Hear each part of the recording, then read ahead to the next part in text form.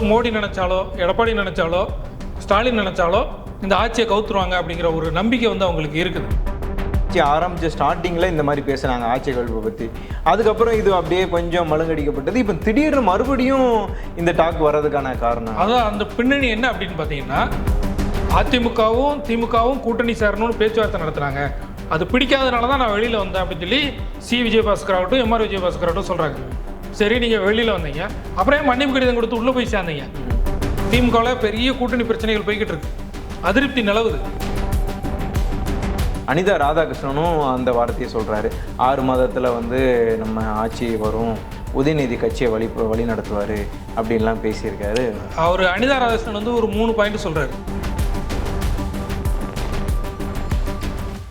Sir வணக்கம். வணக்கம், எப்படி இருக்கீங்க சார்? நல்லா இருக்கேன். நல்லா இருக்கீங்களா? நல்லா இருக்கேன் சார். சொல்லுங்கள் சார். தாவேக்கா ஆட்சி வந்ததுலேருந்தே திமுக தரப்புலேருந்து பேசிகிட்டு இருந்தாங்க, 3 மாதம் இந்த ஆட்சி நிலைக்குமா, 6 மாதம் ஆட்சி நிலைக்குமா அப்படின்னு சொல்லி பேசிகிட்டு இருந்தாங்க. ஆனால் இப்போது அதிமுக தரப்புலேயே பேச ஆரம்பிச்சிட்டாங்க. அதிமுகவோட முன்னாள் அமைச்சர் ஆர்பி உதயகுமார் சொல்லியிருக்காரு, 3 ஆண்டுகள் இந்த ஆட்சி நிலைக்குமா, இல்லை 3 மாதத்தில் கூட விஜய் வீட்டுக்கு போகலாம் அப்படின்னு சொல்லியிருக்காரு. இதை எப்படி பார்க்குறது? இது என்ன அப்படின்னா வந்து, அவர் ஆர்பி உதயகுமார் பேசியிருக்கிறாரு, கேடி ராஜேந்திர பாலாஜி பேசியிருக்கிறாரு, செல்லூர் ராஜ் கடுமையாக தாக்கி பேசியிருக்கிறாரு விஜய். வந்து அவர் பேசினாலே வந்து ட்ரோல் ஆகும். அந்த அவர் வந்து விஜய் வந்து கை நீட்டி ரொம்ப ஆவேசமெல்லாம் பேசியிருக்கிறாரு. அவங்க என்ன சொல்கிறாங்க அப்படின்னா, அந்த 3 பேர் சொன்ன கருத்துலையுமே ஒரு விஷயம் என்ன இருக்குது அப்படின்னா, மேலே மோடியினுடைய சப்போர்ட் இருக்குது அப்படிங்கிற மாதிரி தான் சொல்கிறாங்க. ஏன்னா இவர் ஆர்பி உதயகுமார் என்ன சொல்கிறார் அப்படின்னா, 3 வருஷத்தில் ஒரே நாடு ஒரே தேர்தல் வந்துடும். ஏன்னா அடுத்த இப்போ லோக்சபா கூடுது, அதிலே வந்து எல்லாமே இந்த சட்டத்திருத்தம் கொண்டு வந்துடுவாங்க அப்படிங்கிற ஒரு 2029 கொண்டு வந்துடுவாங்க அப்படின்னு சொல்லிட்டு. அப்படி இருக்கும்போது இப்போ ஒரு தேர்தல் வந்துருச்சு அப்படின்னா, அந்த தேர்தல் வந்து அதிமுகவுக்கு திமுகவுக்கு சாதகமாக இருக்கும் அப்படிங்கிற மாதிரி அவங்க நினைக்கிறாங்க. அதுதான் இவர் ஆர்பி உதயகுமார் சொன்னது போல 3 வருஷத்துல அப்படிங்கிறது 3 மாசமா கூட இருக்கலாம். ஏன்னா மோடி வந்து கண்காணிச்சிட்டு இருக்கிறாரு. முக்கியமான சொல்றாரு, கரூர் கேஸ், சிபிஐ கேஸ் வந்து தலைக்கு மேலே தொங்கிக்கிட்டு இருக்கு அப்படின்னு சொல்லி சொல்றாரு. கரூர் கேஸில் வந்து விஜய் மேலே வந்து எஃப்ஐஆர்ல பேர் கிடையாது. சுப்ரீம் கோர்ட்டே சொல்லியிருக்காங்க. சுப்ரீம் கோர்ட்ல வந்து டிஎம்கே அட்வொகேட் சொல்லும்போது அக்யூஸ்ட் அப்படிங்கிற வார்த்தைக்கு வந்து கடுமையாக கண்டனம் தெரிவிச்சாங்க. கண்டிப்பாக அவர் எப்படிங்க நீங்கள் அக்யூஸ்ட் சொல்ல முடியும்? எஃப்ஐஆர்ல இல்லை அவர் பேர், உங்கள் ஆட்சியில் தான் எஃப்ஐஆர் போட்டது, டிஎம்கே ஆட்சியில் தான் போட்டது, அது ஏன் இல்லை அப்படின்னு சொல்லி ஒரு கண்டனம் தெரிவிச்சிருந்தாங்க. அப்படி இருக்கும்போது இவர் சொல்றாரு, ஆர்பி உதயகுமார் விஜய் மேலே சிபிஐ கேஸ் இருக்குது அப்படின்னு சொல்லியிருக்கிறாரு. இதில் என்னென்னா இன்னொரு சட்டமும் வருது.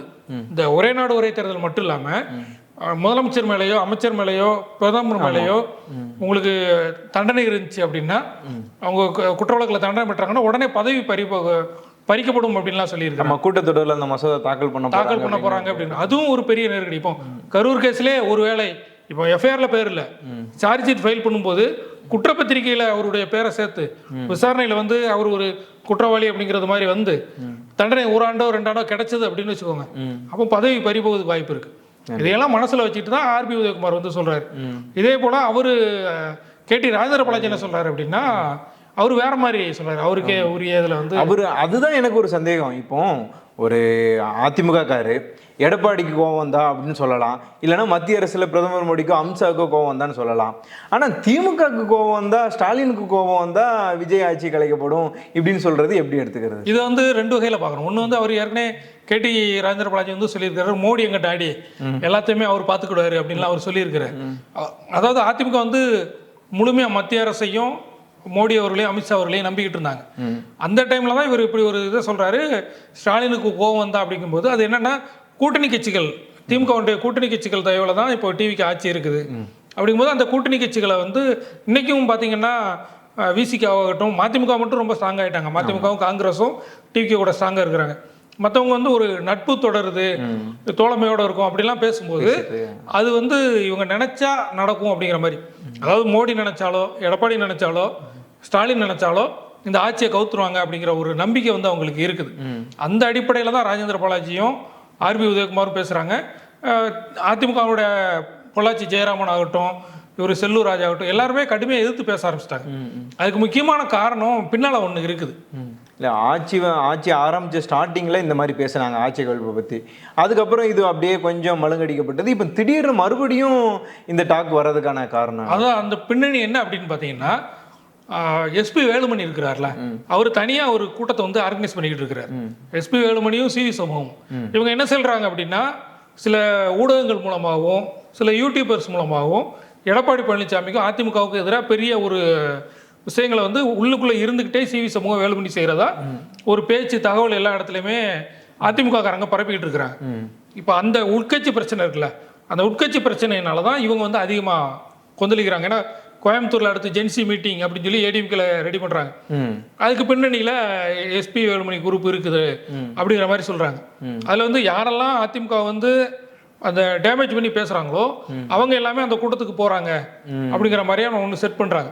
இப்போ தொடக்கத்திலே பார்த்தோம் அப்படின்னா நம்பிக்கை வாக்கெடுப்பு நடந்ததில்ல, நம்பிக்கை வாக்கெடுப்பில் வந்து 25 எம்எல்ஏக்கள் அதிமுக எம்எல்ஏக்கள் டிவிகே விஜய்க்கு வந்து சப்போர்ட் பண்ணி அந்த ஆட்சியை வந்து காப்பாற்றினாங்க. அது மட்டும் இல்லாமல் அவர் விஜய் வந்து எடப்பாடியை பார்க்க போகல, சிவி சமூகத்துக்கு போய் அவங்கள தான் எல்லாம் பார்த்து பண்ணாங்க. இதில் என்ன அப்படின்னா ஒரு 4 எம்எல்ஏ ரிசைன் பண்ணாங்க, மீதி எல்லாருமே போய் மன்னிப்பு கடிதம் கொடுத்துட்டு திரும்ப அதிமுகவுக்கு போயிட்டாங்க. அதாவது என்ன சொல்றாங்க அப்படின்னா அதிமுகவும் திமுகவும் கூட்டணி சேரணும்னு பேச்சுவார்த்தை நடத்துனாங்க, அது பிடிக்காதனால தான் நான் வெளியில வந்தேன் அப்படின்னு சொல்லி சி விஜயபாஸ்கர் ஆகட்டும் எம்ஆர் விஜயபாஸ்கர் ஆகட்டும் சொல்றாங்க. சரி, நீங்க வெளியில வந்தீங்க, அப்புறம் மன்னிப்பு கடிதம் கொடுத்து உள்ள போய் சேர்ந்தீங்க. நீங்க அப்பவுமே வெளியில வந்தா இசைக்கு சுப்பையா, மரகதம் குமரவேல், அவர் ஜெயக்குமார் இவங்களை போல நீங்க அப்பவுமே வெளியில வந்திருந்தீங்க அப்படின்னா அந்த கணக்கு ஓகே. நீங்க 25ல் 4 பேர் தான் ரிசைன் பண்ணாங்க, 21 பேர் மன்னிப்பு கடிதம் கொடுத்துட்டாங்க. மன்னிப்பு கடிதம் கொடுத்துட்டு திரும்ப அதிமுகவில் சேர்ந்துட்டு அதுக்கப்புறம் ரிசைன் பண்ணுறாங்க. அந்த 4 பேர் போல இவங்க உடனே ரிசைன் பண்ணியிருந்தா ஓகே, ரிசைன் பண்ணாமல் மன்னிப்பு கடிதம் கொடுத்துட்டு அதிமுகவில் சேர்ந்துட்டு அதுக்கப்புறம் ரிசைன் பண்ணுறாங்க. இப்போ இந்த கால இடைவெளி இருக்குல்ல, இதில் என்ன வேணாலும் நடந்திருக்கலாம். இதுதான் பல்வேறு சந்தேகங்களை கொடுக்குது. அது மட்டும் இல்லாமல் இன்னைக்கு வரைக்கும் வந்து எடப்பாடி வந்து ஒரு கூட்டம் போட்டு இருக்கிறார், மாவட்ட வாரியா அடுத்து என்ன செய்யலாம், உள்ளாட்சிக்கு என்ன செய்யலாம், இடைத்தேர்தலுக்கு வாய்ப்புகள் எப்படி இருக்கு அப்படின்னு சொல்லிட்டு நிர்வாகிகளை கூட்டுறாரு. அது ஒரு வகையில் இடைத்தேர்தலுக்கும் உள்ளாட்சி தேர்தலுக்கும் சொன்னா கூட இன்னொரு வகையில் எஸ்பி வேலுமணியும் சிவி சமூகமும் பொதுக்குழு கூட்டத்தை கூட்ட போறாங்க. அதுக்கான முயற்சிகளை அவங்க செய்யறாங்க. அப்போ அந்த பக்கம் பொதுக்குழு உறுப்பினர்கள் அதிகமாக போயிடக்கூடாது, நம்ம பக்கம் தக்க வைக்கணும் அப்படிங்கிறதுக்காகவும் எடப்பாடி அந்த விஷயங்கள் செய்யறதா சொல்றாங்க. இப்போ அந்த மாதிரி கூட்டங்கள் போகும்போது இப்போ எஸ்பி வேலுமணி இந்த மாதிரி டைம் எடுக்கும்போது இப்போ அதிமுக அப்படின்னு எடுத்துக்கிட்டோன்னா முன்னால இருந்து நிறைய தடவை உடஞ்சிருக்குது. எஸ்டி சோமசுந்தரம் வந்து அதிமுகவில் இருந்து தனியாக பிரிஞ்சு கட்சி தொடங்கினாரு. இவர் கே.கே.எஸ். ராமச்சந்திரன், திருநாவுக்கரசு அவங்க கட்சி தொடங்கினாங்க. அப்புறம் ஆர்.எம். வீரப்பன் கட்சி தொடங்கினாரு. இந்த மாதிரி நிறைய பேர் அதிமுகவில் இருந்து பிரிஞ்சு போய் கட்சி தொடங்கினாங்க. இப்போ எஸ்டி சோமசுந்தரம்லாம் தஞ்சாவூரில் ஒரு பெரிய டெல்டாவில் அவர் தான் பெரிய ஆள், திருச்சிக்கு அந்த பக்கம் அப்படின்னு சொல்லி ஒரு பெரிய கெத்தாக இருந்தவர். அவர் வந்து கட்சி விட்டு போயிட்டு திரும்ப கட்சியில் சேர்ந்து அப்புறம் இவங்க ஜெயலலிதா போகிற வேனில் தொங்கிட்டு போய் அதெல்லாம் பெரிய சர்ச்சையானது. அந்த அளவுக்கு வந்து வெளியில் போனாலும் உள்ளே வந்துடுவாங்க. ஆனால் இப்போ தொடர்ந்து உடஞ்சிக்கிட்டே இருப்போம். ஜெயலலிதா அவங்க மரணத்துக்கு அப்புறம் பார்த்தீங்கன்னா டிடிவி தினகரன் தனியாக பிரிஞ்சு போனார், சசிகலா போனாங்க, ஓ பன்னீர்செல்வம் போனாங்க, செங்கோட்டையன் போனாங்க, இப்படி ஒவ்வொருத்தராக போய்க்கிட்டு ஜெயதீபாலாம் தனியாக கட்சி ஆரம்பிச்சு அவங்களும் ஒரு நான் தான் அம்மாவினுடைய வாரிசு, அதனால என் பக்கம் தான் எல்லாரும் இருக்கிறாங்க அப்படின்னு சொல்லிட்டு அதிமுக அப்படின்னா அது ஒரு அந்த கட்டமைப்பு அப்படின்னு சொல்றோம்ல, ராணுவ கட்டுப்பாடு கொண்ட இயக்கம் அப்படின்லாம் சொல்லுவாங்கல்ல. சீலமாவே தனியாக போய் கட்சி ஆரம்பிச்சு கூட்டணியோடலாம் இருந்து தேர்தல். ஆமாம், அவங்கெல்லாம் ஒரு தனியாக கட்சி ஆரம்பிச்சு அந்த கட்சி இப்போ எங்கே இருக்குன்னு தெரியல. திவாகரன் ஒரு கட்சி ஆரம்பிச்சிருந்தார், அவரு இப்போ எங்கே இருக்கிறாங்கன்னு தெரியல. அப்போ இந்த மாதிரி கட்சி தொடங்கி நிறைய பேர் போகிறாங்க, தனியாக நிறைய பேர் போகிறாங்க. இந்த கேப்பில் தான் இப்போ சிவி சண்முகமும் எஸ்பி வேலுமணியும் என்ன செய்ய போகிறாங்க, அதிமுகவும் அவங்களுக்கு கைப்பற்ற போகிறாங்களா இல்லை எடப்பாடியை மாற்றிட்டு அந்த ஒருங்கிணைந்த அதிமுகலாம் சொல்றாங்க, அந்த மாதிரி எதுவும் நடக்க போகுதா? அண்மையில் துணை பொதுச் செயலாளர் பதவி கூட கொடுத்தாரு எடப்பாடி வந்து எஸ்பி வேலுமணிக்கு, அதையும் அவர் வேண்டான்னு சொல்லி. அவர் தலைமை நிலை செயலாளர் பொறுப்பில் இருந்தார். அப்போ அது வந்து ஒரு முக்கியமான பொறுப்பு.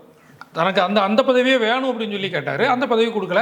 அது மட்டும் இல்லாமல் கோயம்புத்தூரில் வந்து முக்கியமாக மாவட்ட செயலாளர் பொறுப்பு இப்போ வந்து வேலுசாமி இருக்கிறாரு. இவர் வேலுசாமியும் அந்த காலத்துல இருந்தே ஸ்ட்ராங்கான ஆளு தான். வேலுமணி தங்கமணி வருகைக்கு அப்புறம் தான் வேலுசாமியோட கை குறையுது. இப்போ திரும்பவும் வேலுசாமி கை ஓங்கும்போது எஸ்பி வேலுமணிக்கான அந்த செல்வாக்கு குறையுது அப்படின்னு சொல்லி அவங்க நினைக்கிறாங்க. அவர் பொள்ளாச்சி ஜெயராமனே ஓப்பனாகவே சொல்லியிருக்கிறார், மேற்கு மண்டலத்தில் வந்து டிவிக்கு அதிகமாக ஜெயிக்கிறதுக்கு காரணம் இங்கே உள்ளடி வேலைகள் சிலர் பார்த்தாங்க அப்படின்னு சொல்லி மறைமுகமாக எஸ்பி வேலுமணியை சுட்டி காட்டி சொல்கிறார். அப்போ இவங்க வந்து அந்த அண்ணாமலை பிரச்சனை இருக்குது, வேலுமணி பிரச்சனை இருக்குது, இப்படியெல்லாம் இந்த டிவிகே மூலமாக அதிமுகவுக்கு பிரச்சனை வருது அப்படின்னு சொல்லி முன்னாள் அமைச்சர்கள் நினைக்கிறாங்க. அதனால ஸ்ட்ராங்காக டிவிக்கு எதிர்த்து வந்து ஸ்டேட்மெண்ட் கொடுக்க ஆரம்பிச்சுதான். அதுலேயும் இன்னொன்றும் அவர் சொன்னார், அதாவது அம்மா காலத்தில் எம்ஜிஆர் காலத்தில் உழைச்சவங்க, எடப்பாடிக்காகவும் களத்தில் நின்று வேலை பார்த்தவங்க, இவங்க யாருக்குமே வந்து எடப்பாடி பதவி கொடுக்கல, எங்களுக்கு மட்டும் கொடுக்கும்போது நாங்கள் அதை எப்படி வாங்க முடியும் அப்படின்னு ஒரு குற்றச்சாட்டு வச்சுருந்தாங்க. மற்ற நிர்வாகிகள் இந்த குற்றச்சாட்டெல்லாம் ஓகே, அதை நீங்கள் மன்னிப்பு கடிதம் கொடுக்கறதுக்கு முன்னால் சொல்லியிருந்தா ஓகே. நீங்கள் தங்களுடைய பதவியை காப்பாற்றுறதுக்கு மன்னிப்பு கடிதம் கொடுத்துட்டு திரும்ப வந்து அது குறை சொல்கிறது வந்து அது சரியான முறையில் இல்லை. ஒன்று ஒரு முடிவு எடுத்தோம் அப்படின்னா, நாங்கள் முடிவு எடுத்துட்டோம் எடப்பாடி எதுக்கு போகிறோம் அப்படின்னு சொல்லி 25 பேரும் அந்த நம்பிக்கை வாக்கெடுப்பில் பார்த்துருப்போம், எல்லாரும் எழுந்துச்சு நின்று ஒரு ஸ்ட்ராங்காக பேசினாங்க. அந்த ஸ்ட்ராங்கை வந்து கடைசி வரைக்கும் இருந்தாங்க அப்படின்னா அது ஓகே. ஆனால் 32 எம்எல்ஏக்கள் எதிர்பார்த்தாங்க, 32 பேர் வந்திருந்தாங்க அப்படின்னா அன்னைக்கு வந்து அதிமுக வந்து எஸ்பி வேலுமணி கையில் போயிருந்திருக்கும். ஆனால் அந்த 35 பேர் அந்த மாதிரி பேசி வச்சு கடைசியில் 10 பேர் அந்த பக்கம் போனதுனால 32 அப்படிங்கிறது அந்த பெரும்பான்மை, அதாவது ஒரு கட்சி உடச்சி வரும் பொழுது அந்த பெரும்பான்மை கிடைக்காதனால இன்னைக்கு அப்படி ஒரு நிலைமை. அதனால அப்படி இப்படிலாம் பேசிட்டு இருக்காங்க. எடப்பாடி மேலேயும் சில விமர்சனங்கள் இருக்குது. அது விமர்சனங்கள் இல்லை அப்படின்னு சொல்ல முடியாது. ஏன்னா கூட்டணி அமைக்கிறதுல அவர் வந்து தோல்வி அடைஞ்சிட்டார். அப்படிதான். ஏன்னா இப்போ பிஜேபி கூட்டணி தனியாக போட்டி போடுறாங்க பார்லிமெண்ட்ல, அதிமுக கூட்டணி தனியாக போட்டி போடுறாங்க. இதில் பார்த்தீங்கன்னா பிஜேபி கூட்டணி கூட போய் எடப்பாடி போய் சேர்ந்தார். அதாவது அதிமுக கூட்டணி பிஜேபி கூட்டணி ஒன்றும் சேரல. ஏன்னா பார்லிமெண்ட் எலெக்ஷனில் பார்த்தீங்கன்னா எஸ்டிபிஐ இருக்கிறாங்க, ஏடிஎம்கே கூட, டிஎம்டிகே இருக்கிறாங்க, புதிய தமிழகம் கட்சி இருக்கிறாங்க. இப்போ இந்த 3 கட்சியுமே இந்த எடப்பாடி வந்து பிஜேபி கூட்டணிக்கு போகும்போது போகலை. அது இல்லாமல் வந்து பிஜேபி கூட்டணியில் யாரெல்லாம் இருந்தாங்களோ ஜிகே வாசனை அவங்க எல்லாருமே அப்படியே இருக்கிறாங்க, பாமக எல்லாருமே அப்படியே இருக்கிறாங்க. அப்போ எடப்பாடி மட்டும்தான் தனியாக போய் அங்கே போய் சேர்றாரு. இன்னொன்று இந்த கூட இருந்தவங்கள அவங்கள தக்க வைக்கிறதுக்கோ இல்லை கூட்டணியை இன்னும் வலுப்படுத்துறதுக்கோ வேற ஒரு சில கட்சிகளை கூட சேர்க்கறது திமுகவில் பெரிய கூட்டணி பிரச்சனைகள் போய்கிட்டு இருக்கு, அதிருப்தி நிலவுது. ஏன்னா நம்ம ஜெயலலிதா கருணாநிதி இருக்கும்போதே பார்த்துருக்குறோம், காலையில் அங்கே கூட்டணி பேசிகிட்டு இருப்பாங்க, சாயங்காலம் இந்த பக்கம் வந்துடுவாங்க, மாநாடு ஒரு பக்கம் நடந்துகிட்டு இருக்கும், இந்த பக்கம் கூட்டணி மாறிடுவாங்க, மத்தியானம் அந்த பக்கம் ஒப்பந்தம் போட போகிறாங்கன்னு செய்தி இருக்கும், 2 மணிக்கு ஒப்பந்தம் போட போகிறாங்க இருக்கும், 4 மணிக்கு இந்த பக்கம் கூட்டணி மாறிடுவாங்க. ஏன்னா தொகுதி பங்கீட்டில் அவ்வளோ பிரச்சனைகள் வரும். இப்போ டிஎம்கேல அவ்வளோ பிரச்சனைகள் இருந்துச்சு, அதை வந்து இவர் பயன்படுத்தலை. ஆமாம், இல்லை நம்மளே பார்த்துருப்போம், அதிமுக வந்து நிறைய தப்பு பண்ணதா எல்லாருமே பொது வழியில் பார்க்க முடிஞ்சுது, நிறைய கட்சிகளை அவங்க தவற விடுறாங்க அப்படின்னு. ஆனால் எடப்பாடி வந்து ஏதோ ரொம்ப தைரியமாக இருந்த மாதிரியும், அவர் உண்மையிலே வந்து ஆட்சியை பிடிக்க ஆசைப்பட்டாரா இல்லைன்னா கட்சியை காப்பாற்றணும்? இல்லை, அப்படி 2 விதமாக சொல்கிறாங்க. ஒன்று வந்து கட்சியை தக்க வச்சா போதும், என்னைக்கு இருந்தாலும் நம்ம வந்து ஆட்சிக்கு வந்துடலாம் அப்படிங்கிறது ஒன்று. கட்சியை வந்து பிளவுபற்றக்கூடாது, அப்படி தக்க வைக்கணும்னா அதுக்கான வாய்ப்புகள் அவருக்கு வந்துச்சு, அதை வந்து பயன்படுத்தலை அப்படிங்கிற மாதிரி சொல்கிறாங்க. அதாவது பாமகவும் அதிமுகவும் மட்டும் இருந்தால் போதும், அந்த வடக்கு மண்டலம் மேற்கு மண்டலம் அப்படின்னு சொல்கிறோம்ல, அப்போ இது வந்து ஒரு கவுண்டர் கட்சி வன்னியர் கட்சி அப்படிங்கிற மாதிரி அதை சுருங்கி போகுது இல்லை. அன்புமணி கூட இப்போ சொல்லியிருக்காரு, அதிமுக பெரும்பான்மை 35 இடங்கள்ல பாமகவோட வெற்றிக்கு தான் காரணம் அப்படின்னு சொல்லி. அப்போ இந்த மாதிரி சுருங்கி போயிருது. அப்போ தென் மாவட்டங்கள் டெல்டா மாவட்டங்கள்லாம் வந்து அதிமுகவுடைய செல்வாக்கு குறையுது. அப்போ கூட்டணியை வந்து ஸ்ட்ராங் பண்ணணும். இப்போ மக்களை சந்திக்க சுற்றுப்பயணம்லாம் போனார், 234 தொகுதிக்கு வந்து எடப்பாடி போனார், புரட்சி தமிழர் எழுச்சி பயணம் அப்படின்னு சொல்லிட்டு போனார். அதெல்லாம் ஓகே, மக்களை சந்திச்சாங்க, எல்லாமே செஞ்சாங்க. ஆனால் ஒரு கூட்டணி அப்படிங்கிறது இருக்குல்ல, 1+1 அப்படிங்கிற கணக்கு தான், அந்த கணக்கை வந்து அவர் சரி பண்ணல. அதுக்கு இன்னொன்று என்ன சொல்லுவாங்க அப்படின்னா, ஜாதகத்தில் வந்து எடப்பாடிக்கு வந்து சிஎம் ஆகக்கூடிய வாய்ப்பு இருக்குது, அது வந்து கேரளா ஜோதிடர்னு சொல்லியிருக்காங்க, தமிழ்நாட்டில் உள்ளவங்கன்னு சொல்லியிருக்கிறாங்க. அதனால் அதை முழுமையாக நம்பிட்டு ஒரு தெம்பாக இருந்துட்டாரு அப்படிங்கிறது. இன்னொன்று அவர் கூட வந்து முன்னாள் ஐபிஎஸ் ஆஃபீஸர்ஸ் இருக்கிறாங்க, அது மட்டும் இல்லாமல் அவருக்கு நெருக்கமான ஆட்கள் சேலம் டீம் அப்படின்னு சொல்லி அவங்களும் இருக்கிறாங்க. இப்போ இவங்க கொடுத்த தகவல் எல்லாமே வந்து உங்களுக்கு சாதகமாக இருக்குது அப்படின்னு சொல்லி சொன்னதுனால இவங்க அந்த கூட்டணி வாய்ப்பை வந்து ஒரு தவற விட்டார். ஒருவேளை அந்த கூட்டணியை ஸ்ட்ராங் பண்ணியிருந்தாங்க அப்படின்னா அதை வந்து எடப்பாடி செய்யணும்னு இல்லை, அமித்ஷா கூட செஞ்சுருக்கலாம். அவங்களுமே அதில் வந்து பெருசாக தலையிடலை, அந்த கூட்டணியை ஸ்ட்ராங் பண்ணணும், எல்லாம் இது பண்ணணும், வைக்கணும் அப்படின்னு சொல்லிட்டு. இப்போ அண்ணாமலை தனியாக வந்திருக்கிறாரு. அண்ணாமலை அப்போ எப்படி வேலை செஞ்சிருப்பாரு உள்ள அதிமுக கூட்டணியில், அவர் முழு மனசோட எப்படி வேலை செஞ்சிருப்பாரு. இன்னைக்கு எலெக்ஷன் முடிஞ்சோடனே பிரிஞ்சு போறாருல, அதே மாதிரி இப்போ எஸ்பி வேலுமணி, சிவி சண்முகம் இவங்கெல்லாம் தனியாக வந்து விமர்சனம் பண்ணுறாங்க. அப்புறம் வந்து சி விஜயபாஸ்கர், எம்ஆர் விஜயபாஸ்கர், இசைக்ஸ் இப்போ இவங்கெல்லாம் பிரிஞ்சு போகிறாங்க, வைகை செல்வன் இவங்கெல்லாம். அப்போ இவங்களில் வந்து இந்த மாதம் பிரிஞ்சு போகிறாங்க, போன 2 மாதத்துக்கு முன்னால் தான் தேர்தல். அப்போ அவங்களுடைய மனசு முழு மனசோட எப்படி வேலை செஞ்சிருப்பாங்க. இந்த குற்றச்சாட்டு எல்லா கட்சியிலுமே இருந்தது சார், சரியா வேலை பார்க்கல கட்சி நிர்வாகிகள். விசிகேல கூட சொன்னாங்க, விசிகேல சொன்னாங்க. அதாவது திமுகவில் என்னன்னா கூட்டணி பிரச்சனை, அதிமுகவில் உட்கட்சியிலே பிரச்சனை. அந்த வாய்ப்பை வந்து எடப்பாடி பயன்படுத்தலை அப்படிங்கிறத நம்ம சொல்றோம். திமுக கூட்டணி பிரச்சனை இருக்குல்ல, மதிமுகவுக்கு அவங்களுக்கு சின்னம் இல்லை, அவங்க வந்து கேட்ட தொகுதி கிடைக்கல, ஏன் வந்து வைகோ கூட அன்னைக்கு பேசிருக்கலாம். வைகோ சொல்றாரு, நான் கூட்டணியில் இருந்ததுனால பொறுத்துக்கிட்டு இருந்தோம், இல்லைன்னா நாங்கள் அன்னைக்கே நிறைய வெளிப்படையாக பேசியிருப்போம் அப்படின்னு. ஏன்னா வைகோ வந்து அதிமுக கூடயும் பிஜேபி கூடயும் ஏற்கனவே பலமுறை கூட்டணியில் இருந்தவர். அப்போ வந்து அவர் நெருக்கமாக இருந்தவர். திரும்ப வர்றது பெரிய விஷயம் கிடையாது. அதே மாதிரி திருமாவளவன் அவர்கள்ட்டையும் பேசியிருக்கலாம். அவர் கூட பிஜேபி பிஎம்கே இருக்கிறதுனால அவர் வரலன்னு சொல்லியிருக்கலாம். ஆனால் வைகோ வந்து அவர் எடுத்துட்டு இருந்திருக்கலாம். இந்த மாதிரியான சில விஷயங்களை வந்து அவங்க பெருசா ஏன் கூட இருந்த தேமுதிகவையும் புதிய தமிழகத்தையுமே விட்டுட்டாங்க. எஸ்டிபிஐ கூட பிஜேபியை வச்சு வரலாம். இந்த 2 கட்சியும் நீங்க கூட வச்சிருந்தா ஒரு இப்போ எடுத்திருக்கக்கூடிய அந்த 50+ அப்படிங்கிறது இன்னும் கூட கூடுதலா ஒரு எதிர்கட்சியா கூட வந்திருந்திருக்கும். ஒரு 20+ கிடைச்சிருக்கும், ஆளுங்கட்சியா கூட வந்திருக்கும். அந்த வாய்ப்பை வந்து எடப்பாடி தவற விட்டார். சரி, இப்போ இதே போலயே திமுகவோட முன்னாள் அமைச்சர் அனிதா ராதாகிருஷ்ணனும் அந்த வார்த்தையை சொல்றாரு. 6 மாதத்துல வந்து நம்ம ஆட்சி வரும், உதயநிதி கட்சியை வழி நடத்துவாரு அப்படின்லாம் பேசியிருக்காரு. அவர் அனிதா ராதாகிருஷ்ணன் வந்து ஒரு 3 பாயிண்ட் சொல்றாரு. இப்போ அதிமுக நம்ம உட்கட்சி பிரச்சனை இதெல்லாம் சொல்லிட்டு இருந்தா கூட அனிதா ராதாகிருஷ்ணன் சொல்லும் போதே ஆட்சி மாறும் அப்படிங்கிறதுல டிவிக்கு ஆட்சியை கலைக்கப்படும் சொல்றாரு மறைமுகமா. உதயநிதி தலைமைக்கு வருவாரு, அதாவது ஸ்டாலின் வந்து அவர் ரிட்டையர்ட் ஆக போறாரா என்னன்னு தெரியல. உதயநிதி தலைமைக்கு வருவாரு, 2வது பாயிண்ட். 3வது திருச்சி சிவா மத்திய அமைச்சராக போறாரு சொல்லியிருக்காரு. மத்தியில யார் ஆட்சியில் இருக்கிறா? பாஜக ஆட்சியில் இருக்கிறாங்க. அப்ப நீங்க எப்படி அமைச்சராக முடியும்? அப்போ பாஜக கூட டிஎம்கே கூட்டணிக்கு போகுதா அப்படிங்கிற டவுட் வருது.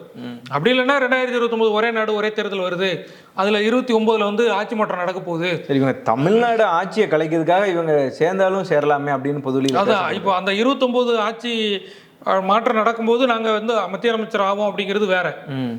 6 மாசத்துல மத்திய அமைச்சர் ஆகும் அப்படிங்கிறது ஒரு பெரிய பாஜக திமுக கூட்டணி பேசுறாங்களா அப்படிங்கிற ஒரு சர்ச்சை வந்து அனிதா ராதாகிருஷ்ணன் பேச்சில் இருக்குது. அது எப்படி நடக்குது அப்படிங்கிறத நம்ம பொறுத்து பார்க்கலாம். ஏன்னா விஜயோட பேச்சை வந்து பெரிய அளவில் எதிர்க்க ஆரம்பிச்சிட்டாங்க, அதிமுகவும் எதிர்க்க ஆரம்பிச்சிட்டாங்க. ஏன்னா ராஜேந்திர பாலாஜி கூட சொன்னார், மத யானை கொண்ட திமுகவே நாங்கள் வந்து நாங்கள் அவங்கள வீழ்த்தி வேலை பார்த்தோம், ஆனால் சிஎம் வந்து சரியாக பேசலை, ஒரு தீர்க்கமாக பேசணும் அப்படின்னு சொல்லி குற்றச்சாட்டு. இதோட எதிர்வினை தான் வந்து திமுக தரப்புலேருந்து இப்படி பேசுவதற்கான அது என்ன நடக்கும் அப்படின்னா, இப்போ அதாவது நம்ம இருக்கிற இடத்துக்கு பாதிப்பு வருது, நம்மளை காலி பண்ணிடுவாங்க அப்படின்னு ஒரு பயம் வந்துச்சுன்னு வச்சுக்கோங்க, என்ன வேணாலும் நடக்கலாம் அரசியல். அதான் டிடிவி தினகரன் சொன்ன மாதிரி அரசியலில் என்ன வேணாலும் நடக்கலாம். இப்போ பார்த்தீங்கன்னா டிடிவி தினகரன் வந்து ரெட்டலை சின்னத்துக்கு லஞ்சம் கொடுக்க முயற்சி பண்ணார் அப்படின்னு சொல்லி அவரை பிடிச்சி திகார் ஜெயிலில் வச்சாங்க. அதே டிடிவி தினகரன் இன்னைக்கு எம்எல்ஏவை கடத்திட்டு போயிட்டாங்க அப்படின்னு புகார் கொடுக்குறாரு. அதுக்கு எந்த நடவடிக்கையும் இல்லை, எஃப்ஐஆர் கூட இல்லை. அதாவது அவருக்கு லஞ்சம் கொடுக்க முயன்றார் அப்படிங்கிறதுக்கே திகார் ஜெயிலில் தூக்கி போட்டாங்க. பிஜேபி வந்து எந்த நடவடிக்கையும் எடுக்கல. ஆனால் அந்த புகார் வந்து இருக்குது, விசாரணையில் இருக்குது. அது ஒரு வேளை கேஸாக மாறிச்சு அப்படின்னா அது நடவடிக்கைக்கு மாறலாம். இப்போ திமுக அமைச்சர்கள் மேலே கண் வைக்கிறாங்க. அதிமுக முன்னாள் அமைச்சர்கள், திமுக முன்னாள் அமைச்சர்கள், இவங்க எல்லாருமே ஜெயிலுக்கு போற ஒரு நிலைமை வந்துச்சுன்னா இருக்கிற கட்சியை காப்பாற்றணும், பதவியை காப்பாற்றணும், சொத்தை காப்பாற்றணும் அப்படிங்கும்போது அப்புறம் எந்த நிலைமைக்கும் போவாங்க. ஆமாம், இத்தனை ஆண்டு காலம் ஆட்சி பண்ணியிருக்காங்க. ஒரு புறம் தாவேக்கா ஆட்சி வந்ததுக்கப்புறம் இதெல்லாம் நடக்கு. அதிமுக பயங்கரமாக உடையுது, திமுகவில் முன்னாள் அமைச்சர்கள் மீது ஊழல் வழக்குகள் பயங்கரமாக எடுத்துகிட்டு இருக்காங்க. அப்படிங்கையில் இதை தாவேக்கா வந்து இதை எப்படி கையாள போகுது சார்? இவங்க வந்து எந்த நிலைக்கும் இறங்குவாங்க அப்படின்ற ஒரு நிலை வந்துருச்சு. அப்படிங்கையில் தாவேக்கா இதை எப்படி கையாள போகிறாங்க? இப்போ வந்து திமுக அப்படியே நினைச்சாலும் திமுக அதிமுக பிஜேபி அப்படிங்கிற கூட்டணி வந்து இப்போதைக்கு வாய்ப்பு கிடையாது. ஏன்னா திமுகவும் அதிமுகவும் எதிரெதிர்னாதான் அது வந்து ஒரு அரசியலாக இருக்கும். அதே மாதிரி திமுகவும் டிவிக்கவும் எந்த காலத்துலையும் சேர மாட்டாங்க. எதிரெதிர் அரசியல் பண்ணாதான் அவங்களுக்கான அரசியல் இருக்குது. டிவிக்கு என்ன செய்வாங்க அப்படின்னா இடைத்தேர்தல் பார்ப்பாங்க. இடைத்தேர்தலுடைய மக்கள் செல்வாக்கு எப்படி இருக்கு அப்படிங்கிறத பொறுத்து தான் அவங்க நடவடிக்கை எடுப்பாங்க. அதே போல உள்ளாட்சி தேர்தல் வரும், உள்ளாட்சி தேர்தலையும் மக்கள் செல்வாக்கு எப்படிங்கிறது பொறுத்து தான். இது வந்து மறைமுகமா என்ன சொல்றாங்க அப்படின்னா, பிஜேபியினுடைய சப்போர்ட் அதிமுக திமுகவுக்கு இருந்தா கூட ஆர்எஸ்எஸ் அமைப்போட சப்போர்ட் வந்து அண்ணாமலைக்கும் விஜய்க்கும் தான் இருக்குது. அவங்க வந்து திமுக அதிமுக காலி பண்றதுக்கு தான் அவங்க வந்து முயற்சி செய்யறாங்க. அடுத்து பிஜேபி ஆட்சி வரணும் அப்படின்னா திமுக அதிமுக ரெண்டுமே காலி ஆகணும். அது வந்து விஜய் இருந்தா கூட பரவாயில்ல, விஜய் எதிர்த்து போட்டி போட்டு ஆட்சிக்கு வர முடியும். அப்ப நம்மளுடைய நோக்கம் வந்து திமுக அதிமுக இல்லாத ஒரு தமிழ்நாட்டை நம்ம உருவாக்கணும். அந்த காங்கிரஸுக்கு எதிராக எப்படி புதுசா ஆட்களை இறக்கி விட்டு அரவிந்த் கெஜ்ரிவால் எல்லாம் புதுசா வந்தார். ஏன்னா அங்க பிஜேபியை முயற்சி பண்ணல, கெஜ்ரிவாலுக்கு தான் ஃபர்ஸ்ட் சப்போர்ட் பண்ணாங்க. அண்ணா ஹசேர் ஆகட்டும், அந்த சாமியார் பதஞ்சலி சாமியார் ஆகட்டும், எல்லாருமே கெஜ்ரிவாலுக்கு சப்போர்ட் பண்ணி கெஜ்ரிவால் வந்தார். அப்புறம் கெஜ்ரிவால் ஒரு 2 கவர்மெண்ட் அமைச்சிட்டு அதுக்கப்புறம் யார் இவங்க பிஜேபி வந்தாங்க. அந்த மாதிரியான முயற்சிகளை தான் அவங்க செய்யறாங்க. அந்த அடிப்படையில் விஜய்க்கும் அண்ணாமலைக்கும் ஆர்எஸ்எஸ் சப்போர்ட் இருக்கு அப்படிங்கிறது ஓரளவு வெளிப்படையாவே தெரியுது. ஏன்னா நம்ம இப்போ யாரெல்லாம் பிஜேபி சப்போர்ட் பண்ணி பேசிட்டு இருந்தாங்களோ அவங்க எல்லாருமே இன்னைக்கு டிவிக்கு சப்போர்ட் பண்ணி பேசிட்டு இருக்கிறாங்க. அது நம்ம பத்திரிகையாளராக இருக்கட்டும், யூடியூபர்ஸாக இருக்கட்டும், எல்லாருமே அப்படி இருக்கிறாங்க. அப்போ அது வந்து நமக்கு தெளிவாகவே தெரியுது, வெளிப்படையாகவே தெரியுது. அதனால டிவிக்கு வந்து ஸ்ட்ராங்காக இருப்பாங்க, ஒரு நம்பிக்கையோடு இருப்பாங்க. இடைத்தேர்தலும் உள்ளாட்சி தேர்தலும் என்ன முடிவு எடுக்க போகுது அப்படிங்கிறத பொறுத்து இந்த விமர்சனங்கள், கூட்டணி மாற்றங்கள் எல்லாமே நம்ம பார்க்கலாம். சார், இப்போ நம்ம பேசினதை வச்சு பார்த்தோம் அப்படின்னா அதிமுக எந்த அளவுக்கு கட்சியை வலுப்படுத்த போகிறாங்க, திமுக எந்த அளவுக்கு வலுப்படுத்த போகிறாங்க, இவங்க 2 பேரையும் தாவேகா வந்து எப்படி சமாளிக்க போகிறாங்க, அதாவது அடுத்த வர இடைத்தேர்தல் 2 பேருமே இறங்கி அடிக்க ஆரம்பிச்சிட்டாங்க. இதெல்லாம் இது எந்த அளவுக்கு தாவேகாவுக்கு சவாலாக இருக்கும் அப்படிங்கிறத இந்த இடைத்தேர்தல் உள்ளாட்சி தேர்தலுக்கு அப்புறம் தான் பார்க்க முடியும். எந்த வகையிலையும் தாவேகா எந்த அளவுக்கு ஒரு முயற்சியெல்லாம் எடுப்பாங்க அப்படிங்கிறத நம்ம பொறுத்திருந்து பார்க்கலாம். உங்களுடைய நிறைய தகவல்களுக்கு நன்றிங்க சார். நன்றி.